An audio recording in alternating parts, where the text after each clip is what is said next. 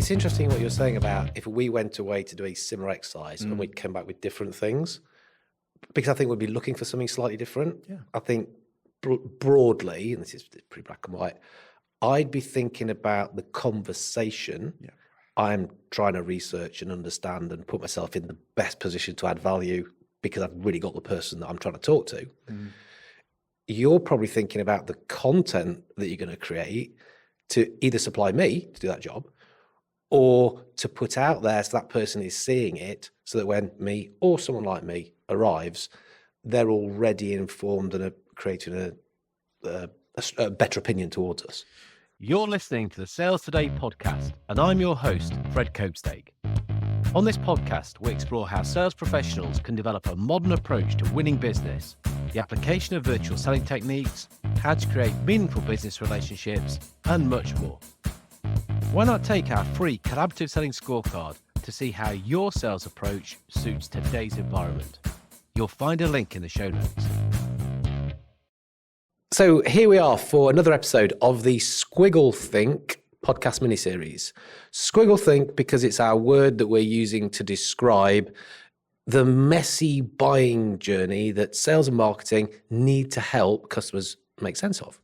I say we, so I'm Fred Copestake. I am joined by Paul Fernandez. Hello. Paul is co-founder of The Growth Guys. And today we're talking AI. I think we need to. we can't do it's the elephant in the room, isn't it? Well, we can't do a series about this without at least touching on it. So we've got 17 hours of film ready to use. No, we're going to try and keep this on point and see if we can try and keep it in half an hour, shall we? Yeah, some of the main areas that we think are most useful to sales and marketers to understand to be able to do their job better. Yeah. And their job we're defining as helping customers make sense of this messy, squiggly buying journey. It's the customer in mind all the time, I think, is what we need to point out, really, don't we? Is that, yeah, you can have all the tech in the world, but if it doesn't help that customer make a decision or at least guide them through the process, it's kind of redundant. But there are definitely ways that it can do that. So there are, but I'm going to actually hit you with a stronger question to deal with straight away. Come on, then. Can we do our job effectively today without using AI? Today, yes. In a year, no. Okay. Give me more. Okay, so go back to pre-internet. Could you have done your job effectively without the internet? Yes, you could have. Can you today? No. Yeah, okay, we're talking 20 years of the internet and 10 plus years of social media. But as technology changes, like as we get more general technology implemented into our lives, so does the way a person buys. It changes. So pre-internet, people bought from catalogs. They bought from catalogs. They would phone a business up to ask for a sales representative to call them back, or they would go to a retail shop and have a browse, and then a sales attendant would come over and talk them through that process. Now on the internet, the onus is completely on the buyer. They have this wall that they can sit behind and lurk.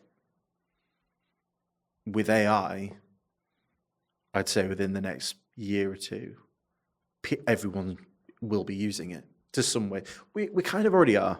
Mm-hmm. We kind of already are using it, but we're using narrow AI to help our sales and marketing processes. But it's going to be more general as we move through, and it's going to be unavoidable because it is general purpose.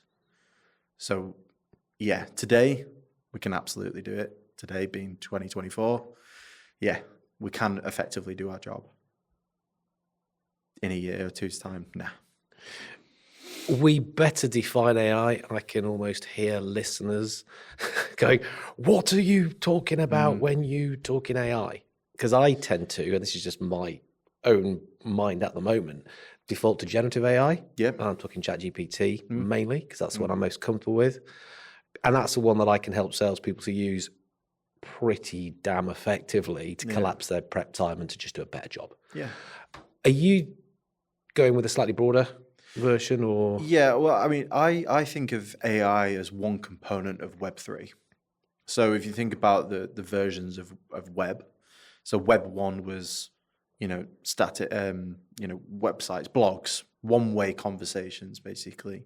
Someone sits at home, writes a blog, someone reads it. Read-only version of a Word doc, as an example.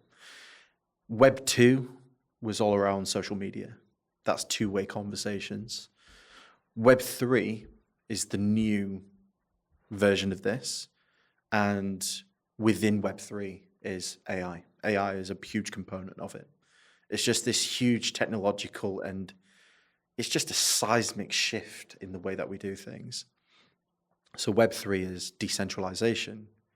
It's all about individual ownership, digital assets,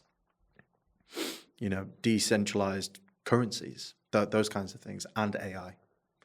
AI is a huge part of that. So we're talking about generative AI, of course we are, but we're talking about AI as a general purpose technology as well. So AI involved in everything that we do, whether it becomes, if it's involved in VR and AR, our reality is shifting. So, we can have, for instance, AI generated salespeople. I've already seen it in action. Where there's an AI actually talking to a person, responding to their questions, ready for them to book a call with a human to guide them through that next process. It's already happening. That's the it's on the phone, isn't it? Yeah. Is that the thing? Yeah, okay. I'm interested in this reality is shifting. Because I was having a whinge in the gym the other day. But that could be any day because I have a whinge in the gym every single day. Nice. But this was a particular whinge about, I don't even know what's real anymore now. Yeah. Because it's just so easy to fake stuff. Yeah. So I guess is it a concern that I've got is that people who probably don't really know as much as they're making out to could get into positions where they're talking to customers. Yeah, 100%. And then the customer is going to be like, should we say disappointed? Yeah. Pissed off. I'm fed up with stuff. And that's happening. That's a Harvard Business Review article on that. That's happening now. So yeah, how do we avoid that? Or is that something we should be aware of? 100% we need to be aware of it. Like, there will become a point where it will be sentient. It will be in our lives, and we won't really be able to distinguish, what's AI, what's not, what's generated, what's not. It depends on your it depends on your personal standpoint on it, really. I personally don't care, because this is the way it's going. Like, there's not much that's going to stop this, because the mass adoption of it will make it so. But yeah, I mean, it is worrying slightly, that someone can deep fake and you don't know if they're talking to you or not. But I think it's for individual. It's on the individual, to make that decision. I think personally, I'm quite attuned, I think, as to what's real and what's not right now. But it's just my perception of what. I don't want to delve deep into psychology or anything, but that's just my perception of what's real and what's not. That's not another's perception of what's real and what's not. But when it comes to sales and marketing, we've just been armed with this incredible tool that just makes, we can create content at scale. Doesn't mean that it's any good, though. And, you touched on the fact that, you can have people out there faking it until they make it, Yeah, of course they can. But have they got the experience to feed that AI with what it needs to create? Because the output is only as good as the input, really. You could put in speaking of generative AI and ChatGPT specifically, If you put in something very broad and not based on experience or just a very generic prompt, what you're going to get out of it is very bland. And you might not realize that it's bland. Exactly. You might not know, and you're going to go ahead and use it because AI's told you it's got to be true, it's got to be useful, it's got to be something that people are going to think is incredibly intelligent. Exactly. And I'll look at you and think, well, AI did that. That's obvious. There's no thought behind it. You've asked it the wrong stuff, and you've not even cleaned it up into something that's relevant to the person that you're going to use it with. Whereas I suppose if you do understand what you're doing, and that isn't just using AI, that's in a sales job, in a marketing job, in a whatever job. Yeah. That's when you can really draw the benefits from it, save yourself a load of time, load of effort, and get a better output, and then use that to take yourself even further away from the pack that aren't using it. Yeah, exactly. But you've got to be skilled in the first place. You've got to have it already. You know, the AI is not going to be able to replace experience. It's not going to be able to replace yet, ideation, conceptualization. That's something that humans are inherently incredible at. The ideation of something. I might be able to get AI to do something, and we've seen it.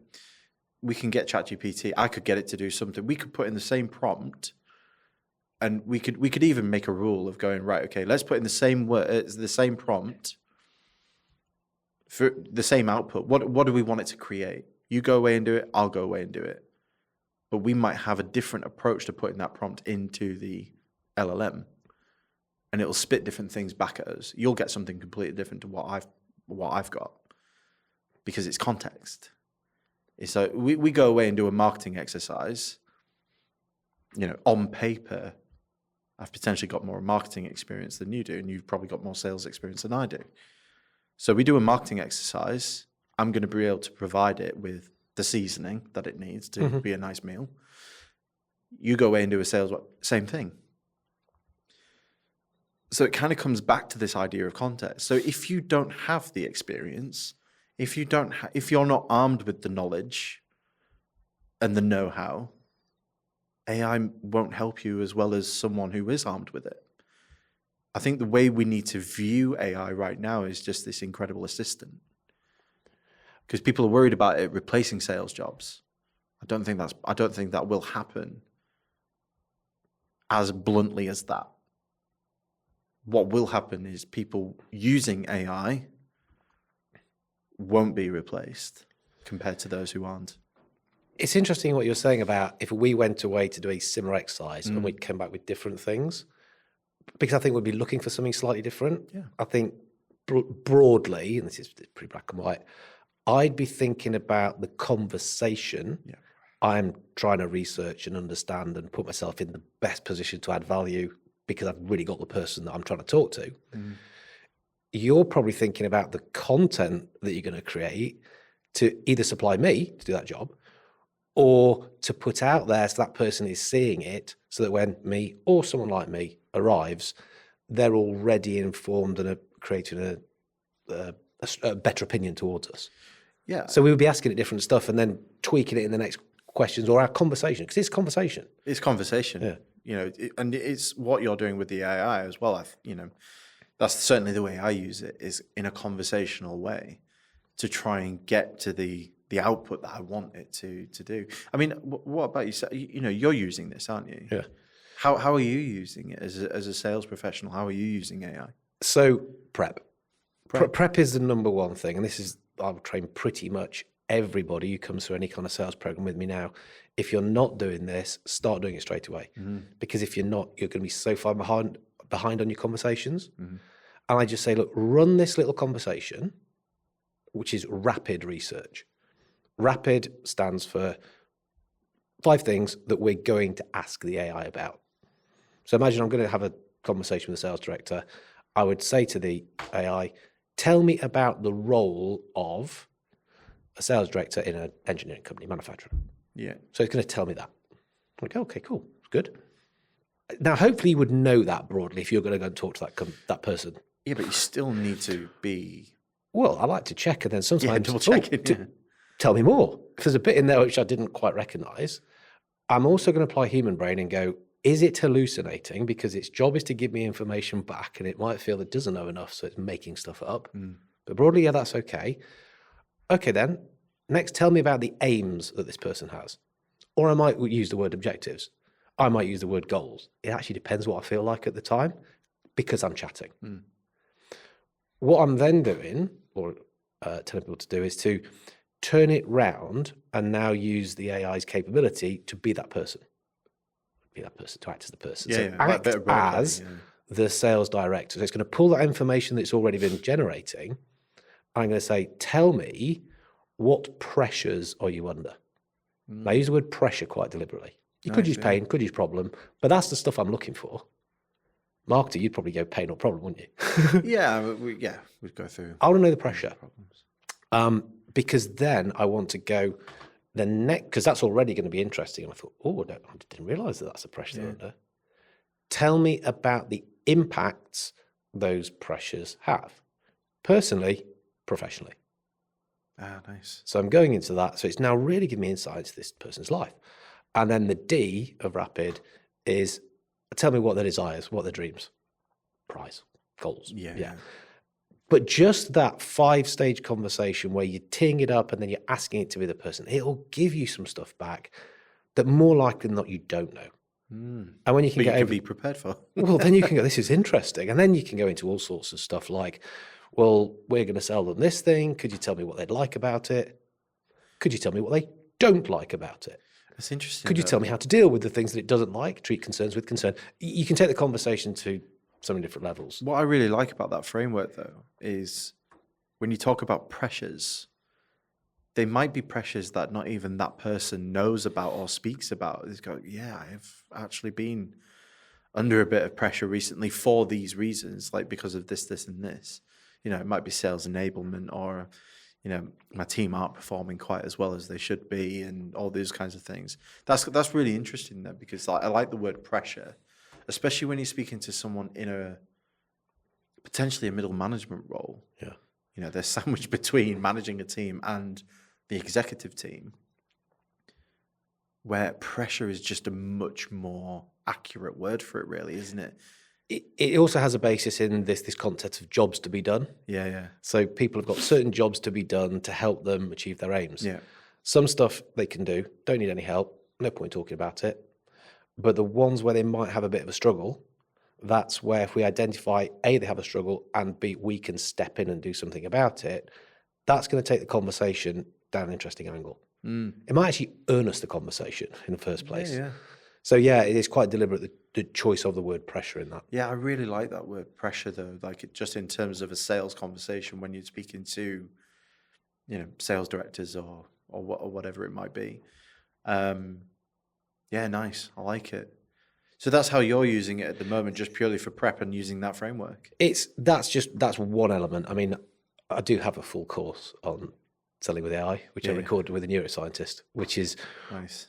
we looked at what good sales looks like. So we know what a sales framework is and how we can use AI in each of the parts of the framework, all the way from finding the right opportunities to doing the right kind of research, a bit like that, to having the conversation correctly, to then putting the solution together, dealing with objections, and even looking at the outcomes that are coming from that and how we negotiate it and the rest of it. So you can use it at all parts of the process. Yeah, you totally That's what we can. recorded. But the basic rapid research model is in every single piece of training I do. I guess in things like tender writing and proposal writing. I mean, we use AI for our proposal writing quite a lot. Just to, we have our own GPT that's trained purely to write proposals. It's backed with all of our, it's loaded with all of our methodologies, our principles, our values.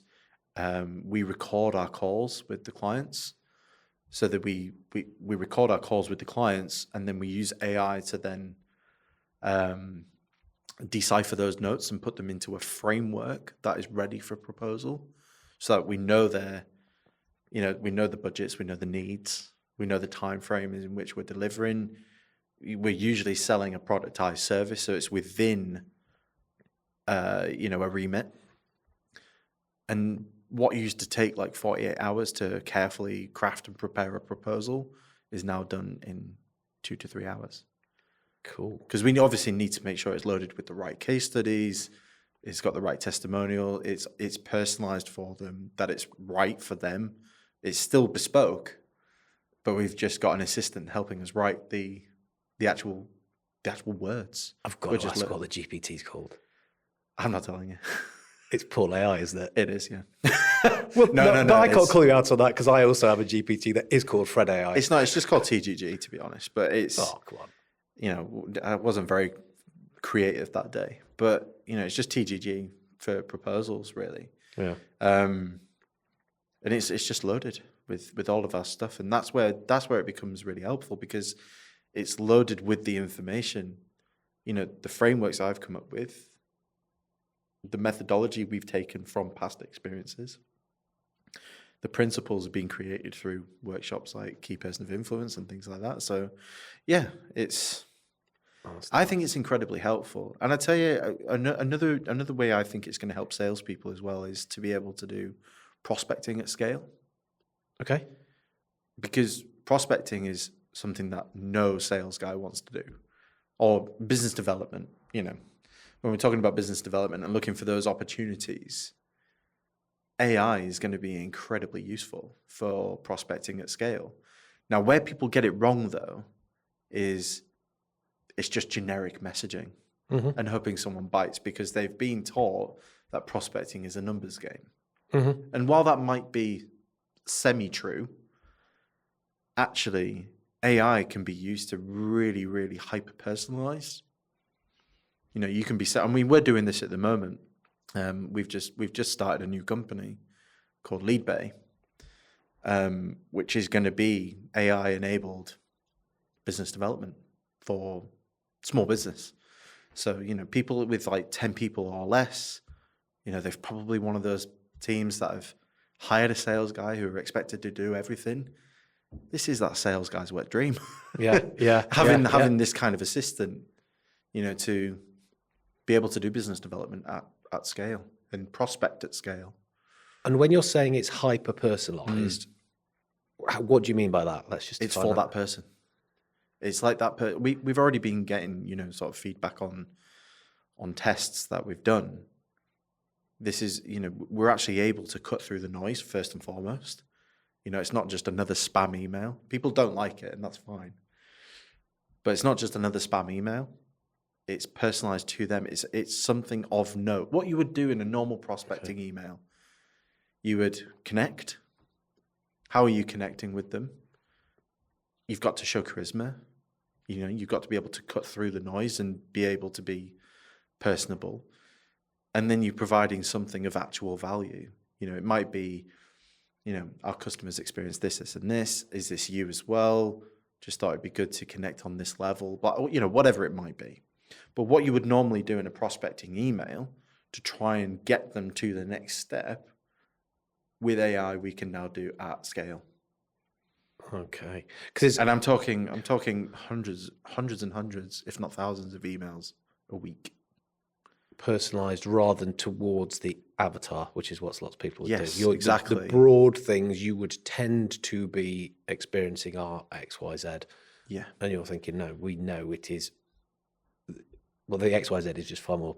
Yeah, but we have our own framework for it.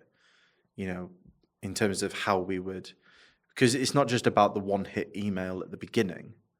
That email at the beginning is more like the beginning of a bookend. We've got to take them through a journey until they respond, until they want, you know, respond with action. And we want to take them through value. We want them to take them through demonstration, testimonial. Then we can ask. Okay, so you're dropping out little pieces of information that are interesting for them trying to make sense of something. Yeah. Going back to something you said earlier, you've raised the awareness that we exist. I wasn't even thinking about that. We exist as a potential partner for them, yeah. But I'm aware of a problem which I didn't really know was going on. And then there's other little bits which are just helping me get my head around that, bringing me into this deeper and deeper and deeper till I think, I need to talk to you. Yeah. Because if this is stuff that you can do, I need to talk to you. Yeah. This is when the person who goes and talks to them has to be as good as the AI. Yes, absolutely. But that's a difficult one, that actually, because it's not the AI that's created it. It's you that's created it. The AI is doing it at scale. Yeah. So it's just taking you, what you can do. I don't know, say the average person can do 50 emails a day, but actually, do they want to be doing 50 emails a day, or should they be doing 5 really well thought out, crafted emails that are bespoke, personalized, they're compassionate, they're empathetic, all of those great things that you put into one fantastic email, you can now do that at scale. And people don't believe me when I tell them that you can, but we're doing it. Was I looking at? We're doing it. We're doing it, and it's working. In fact, actually, we as part of it, we closed an absolutely huge client. That's secretly, you can't tell me who that is yet, can you? You know who it is. I know. But I can't say it because we haven't been given permission to talk about it just yet. But it'll become clearer. But let me go back soon. to the point we were making. That was all well and good, but somebody had a conversation with their client. Yeah, I mean, Who if was they're underwhelming, was that me? Yeah. Yeah, it was. It was me that had that conversation. This is the thing. It's like if you're underwhelming as a person in a sales role, AI is not going to help that. You need to go away and do some training around being more charismatic and having more confidence and learning how to speak to people on their level. Yeah. You can't do that with an AI. Not for you, anyway. I'm not even that worried about the charisma side. It's the contextuality. It's the stuff. The knowledge. This is what has got you to this point. Now you've got to pick that baton up and run with it. You could be pretty uncharismatic, but if you're carrying on that conversation, you're helping that person to think. I know I'm a stuck record on this, but you're helping that person to think. The whole thing is knitted nicely together. Robot, human, bit more robot, bit more human, whatever. I mean, it's kind of all coming together Robot, to human, actually, robot, well, human. yeah, to solve the problem. I mean, I'm just thinking then, I might even push back on our own thoughts there and just go, well, if you've used the AI to sell them, you've brought them all the way through to this point, that person at the end would have to do something pretty fucking stupid to, if they've got to the point of ready to buy, Okay. that person's got to have done something like really, really terrible for them not to buy. Like, I don't know, even turning around to them and saying, I don't think you should be buying this. But I might be wrong. Which might be the best thing to do, by the way. But that's be. a different conversation. Yeah. That's the ethical discussion. But Well, it's like that yeah. Benjamin says, isn't it? It's, you want to get as many no's as possible. Like your job is to get to know as quickly as possible. Yeah. Which is great for you because then you know what doesn't work. So we've got this lead bay. Is it called lead bay? So It is called lead bay, yeah. that's producing these emails It will do. because it's understanding what customer problems are. And it's producing them for me. That's going to be one part of it Yeah. anyway, yeah. Well, that's my next question then. So if it's producing the emails for me, is it going to be telling me what I should be posting on LinkedIn, what YouTube videos I might want to put together? I mean, it might do. Can it write me TikTok scripts? Can it coordinate me dance? No. But no, if it's understand, I know I'm personal. What's the word? Anthropomorphizing? Oh, I don't know. That's a word. Giving the AI a personality. You're not right, supposed to do it.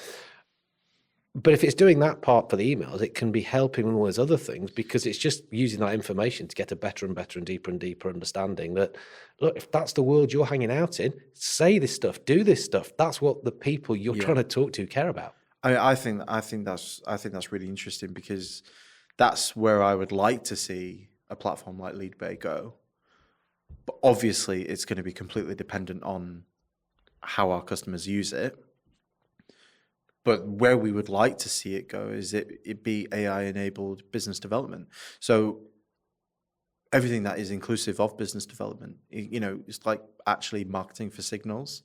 So what marketing material? How are we A/B testing that marketing material? What resonates most?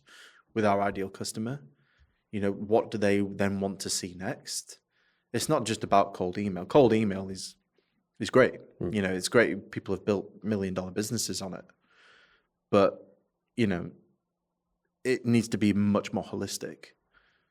It needs to be much more holistic than that, and I like your idea of what you're saying there in terms of, right, this person responded to this email, but they didn't respond to this email. Maybe we go back to him and go back to this stage, but provide them some more proof, or we give them some more value, in terms of, a report, or so I wrote this piece of content for you.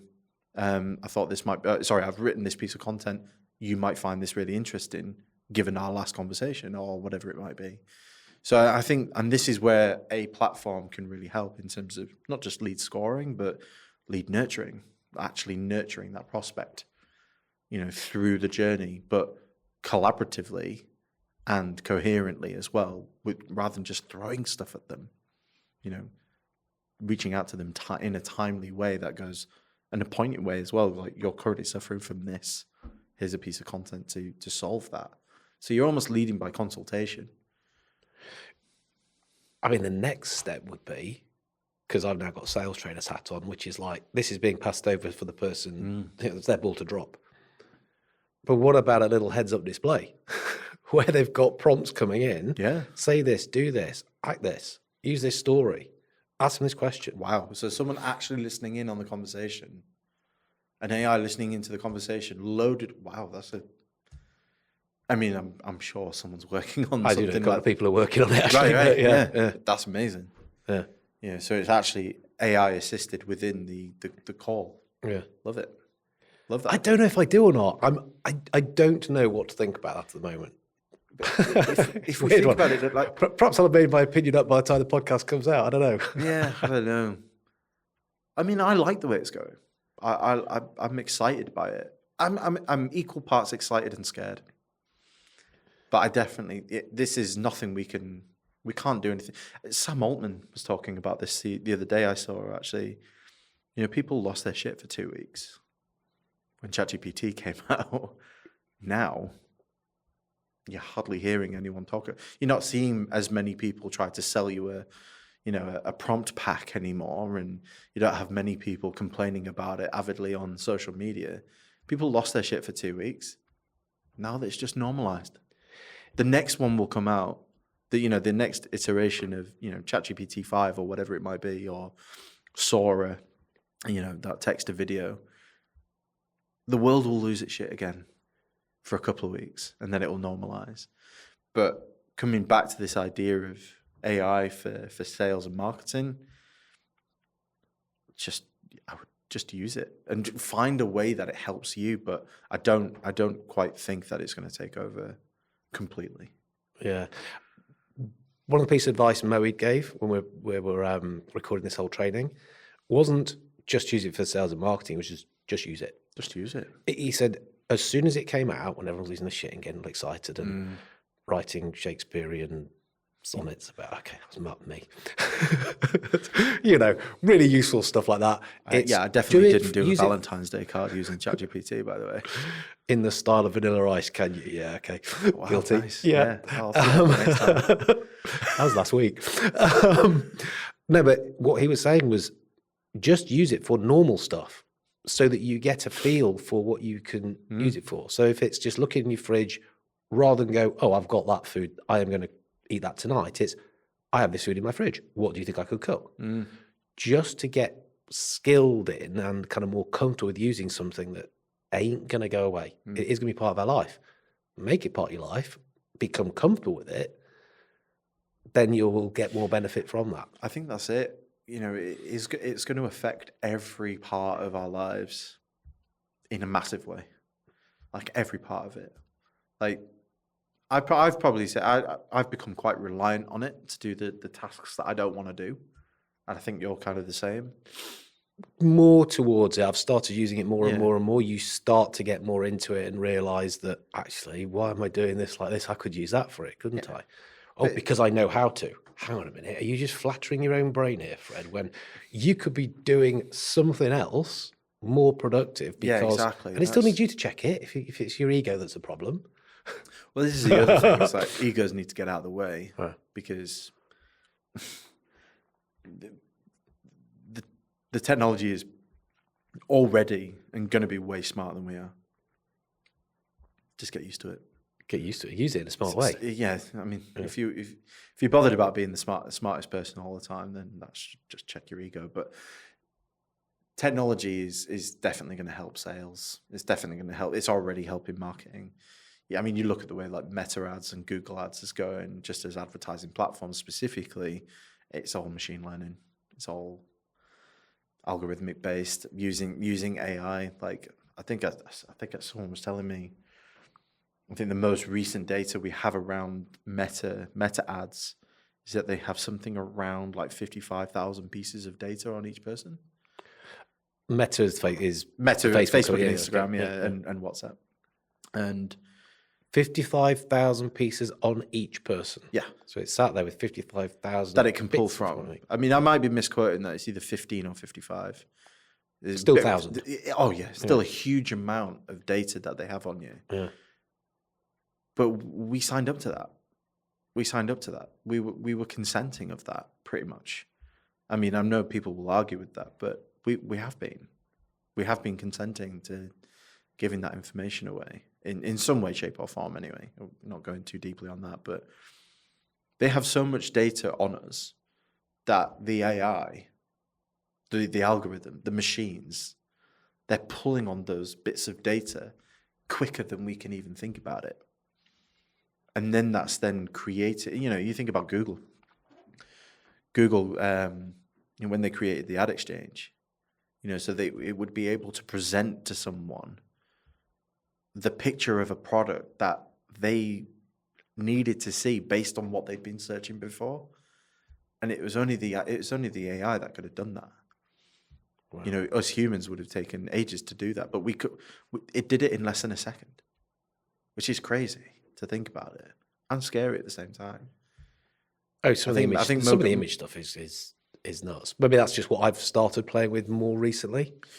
I've been careful not to go in too much of a time so I can just create stuff for the sake of it. That needs work, though, doesn't it? It does, but it's how it interprets stuff is quite interesting. It is really. I was getting it to interpret nudges. I mean, there was some kind of weird stuff I was asking. I was looking at sort of certain biases and things, saying, can you give me a picture to illustrate this that I wanted as part of a slide deck? And they went, okay, yeah, well, the conscious bias nudge is this, and this picture is showing this because of. Nice.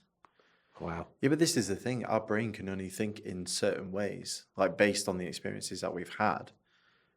This is completely objective. It's weird. But I like the way it's going. But loads of potential. So what are we saying then? So a couple of main learning points from this. I think the first one is use it. Definitely use it. Yeah, even if you're not a fan of it, go away and use it, and just for your own validation, just go, yeah, I do not get on with this. But you need to use it to find that out. But use it in different ways. Like look up people who have already been using this. Like someone I follow quite a lot. Someone called Heather Murray, and she runs a newsletter called AI for Non-Techies. Yep. And it's incredible actually, really really good value, and she comes across really well. Follow someone like her. Heather Murray. She's on LinkedIn. She's all over the place. She manages to put actual actionable insights into how you can use it as a non-technical person, or even someone who's maybe a bit skeptical about it, using it for the first time. It's really, really helpful. So go and, find someone who's kind of an authority on AI. But just use it. But also go and learn about it. Feed your curiosity, I would say. Yeah. Because it's quite I think it's incredible, but that's me personally. Point is, it's not going away, is it? It's not going to be part of what we do. Yeah. I think egos have got in people's ways, maybe mine a little bit at one stage. Oh, definitely. Yeah. But now that I can see the benefit and get more stuff done, definitely something to have a bit of a play with. Definitely. I would implore people to read Scary Smart as well. Scary Smart. Oh, I'm not coming across that. Scary Smart by Mo Gaudat. The guy who used to work at Google X. I have come across. I know him. I've heard of him. What a book that is. Actually, it just made me think when it all first started coming out and everyone started losing their shit about it and everything, there was a guy that I thought was very interesting, and I still follow him, still get his monthly newsletter. A guy called Ethan Mollick. All right. He's a professor at an American university. Oh, cool. And when everyone was going, oh, how do we stop students using this? He's like, no, wrong way of looking at this. Yeah. How do we make students use it? And within a month, he'd said, right, any of my students that do not use it will fail automatically. Wow. But you have to demonstrate to me how you are using it. Well, we're not preparing people for real world if we don't do that, was his argument. And of course, everyone's like, oh, no, you're wrong. And now, of course, they're like, yeah, you were right. Yeah, I think there's no point trying to stand in the way of progress. Like, if you want to call it progress, I certainly think it is. A lot of people think it's a step too far, but you can't stop it. It's just, it's not going away. Yeah. But right. Coming back to the idea of it with sales and marketing, I think there are definitely ways, and there's already ways that it's showing that it can definitely help you be more successful in certainly doing things at scale, creating marketing collateral. You know, as long as you're feeding it the right context, the right stuff. Also, it's probably a good time to mention as well, like, data is everything. You know, we mentioned around the Facebook data points. That's why Meta is such a beast. It's because it has data. We are in the age where if you do not have your own data, as in you're collecting data, you're going to be way left behind. People would, the sort of the data rush is, you know, akin to that of the gold rush, you know, where people literally rush towards the rivers to try and sieve for it. You know, people need to be collecting data on not just their customers, and, you know, data insights, not just data for data's sake, insights onto the customer. You know, what are they like? What do they don't like? What price are they paying? You know, and deeper and deeper. And if you're not doing that, you're going to be left behind, because you need data in order to succeed, I believe, like, moving forward. It's like data is the new oil. You know, it's a commodity that, you know, if you look at some people are actually creating partnerships based on how many subscribers they've got. You know, that's the kind of, you know, we're not partnering with people based on their charisma. Yeah, well, you might be, but yeah. It's who do they have a lot of subscribers on in terms of personality and data on? You know, who's got a mailing list of 20,000 people that I can get in on? I always find it quite interesting when I'm seeing a partnership like that, and it reminds me of I think it was a Monty Python sketch, but there was John Cleese, who was dead tall. I think it might have been Ronnie Barker and Ronnie Corbett, and it's I look up to him because he's middle class and something, and then the middle class guy goes, I look up to him because he's upper class. Right now, it's like, I look up to him because he's got more subscribers than me. That's who I want to work with. Yeah. I don't want to work with that person. They have less subscribers than me. They're not useful. I don't know, maybe that's my weird personal human brain of processing stuff. I don't think that's weird at all. I think, you know, someone, I can't remember who it was. It might have been Mike Winnett, potentially, who put it into this. And he was talking about Twitter followers, like Twitter hashtags. And it's kind of relevant with data and subscribers if you're looking at it that way. Is that, imagine yourself in, like, the football league standings. You know, like, which league are you in? If you're a League Two team, so for anyone who's not aware of the football league system, is that you've got the Premier League, the Championship, League One, League Two, and then you've got the National League, and then all the ones below it. If you're a National League team, you kind of want to be aiming to get into League Two. Yeah. Don't be aiming to get into the Championship or the Premier League within a season or two, because it's virtually impossible. In fact, it is impossible, because you can only go at one league a season. It's impossible, but also they're not going to want to do business with you because they want to do business with people on their level. So the Man Cities, the Chelseas, the Man Uniteds of the world are going to do business with the Liverpools, the Tottenhams, the Arsenals of the world, Whereas if you're in the National League, you probably want to be aiming for someone who's at the top of that league or at the bottom of the next league up. So, someone like myself, for instance, not many subscribers at all on YouTube, but working my way up, my partnership might be with someone who's got a few thousand subscribers rather than someone who's got hundreds of thousands of subscribers. So it's looking at that data when you're looking at partnering based on data or based on audience size. That's probably a way of looking at it. But we're kind of straying away from the AI thing a little bit. But apologies for the tangent, but no, it's good. Well, it's teeing up one of the other episodes because we have got tabled the idea to do an episode on partnerships and partnering. So let's put that to one side. So quick summary then. Yep. Things that we can do or we can advise people to do. Use it. Mm-hmm. Try to be open-minded about it. Yeah, absolutely. Follow people who are talking about it and are talking about it well, making it simple. And I guess if they're looking at lead generation and want to talk to you, then of course, click the links below and all that sort of stuff because your details will be there. Yeah, absolutely. If you want to talk about the sales conversation to have, talk to me They're about it. absolutely entwined. What a partnership. Great stuff. Nice one. Looking forward to the next one. Excellent, mate. Well done. Cheers. Cheers. Thank you for listening to the Sales Today podcast with me, your host, Fred Copestake. I hope you've enjoyed what you heard today. If you did, please get in touch and hit subscribe. And remember, you can take the collaborative selling scorecard for free to check out how your sales approach works in today's environment. You'll find it in the show notes.